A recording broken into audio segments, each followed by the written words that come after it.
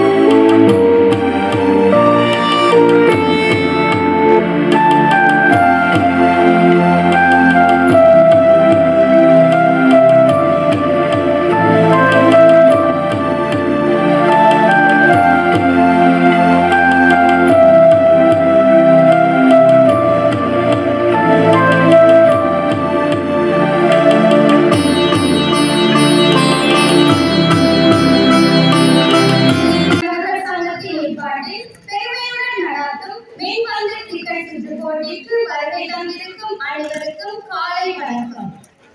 எமது அழைப்பை ஏற்று வருகை தந்திருக்கும் எமது பாடசாலையின் முன்னாள் அதிபர் அன்பிற்குரிய திரு KRP விமல்ராஜ் ஐயா அவர்களை வருக என வரவேற்கிறேன். எமது வித்தியாலயத்தின் அதிபரான சில்வஸ்டர் ஐயா அவர்களையும் அன்புடன் வருக என வரவேற்கிறேன்.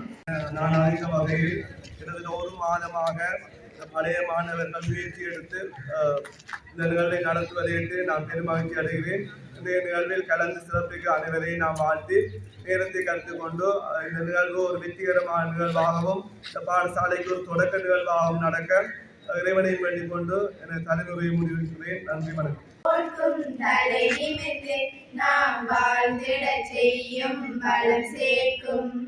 வாழ்வினை வளர்க்கும் கல்வியினை தினபாஞ்சையுடன் நாம் பயின்றிடுவோம். உண்மை நேர்மை ஒழுக்கமுடன் நம் உள்ளத்திலே ஒளி தோன்றிடவே ஓங்கும் புகழுடன் உலகினிலே என்று முயன்றிட செய்யும் அனைவரையும் வாழ்வினை வளர்க்கும் கல்வியினை தினபாஞ்சையுடன் நாம் பயின்றிடுவோம். வித்தைகள் பலவும் காற்று தரும் ஜோசப் பாஸ் வித்தியாலயம் சிறந்திடவே நித்தமும் எங்களை வழி நடத்தும் அன்னை தந்தைகள் ஆசான்கள் மகிழ்ந்திடவே வாழ்வினை வளர்க்கும் கல்வியினை தினபாஞ்சையுடன் நாம் பயின்றிடுவோம். தாழ்வினை போர்க்கும் தலை நிமிர்ந்து நாம் வாழ்ந்திட செய்யும் பலம் சேர்க்கும் வாழ்வினை வளர்க்கும் கல்வியினை தினபாஞ்சையுடன் நாம் பயின்றிடுவோம்.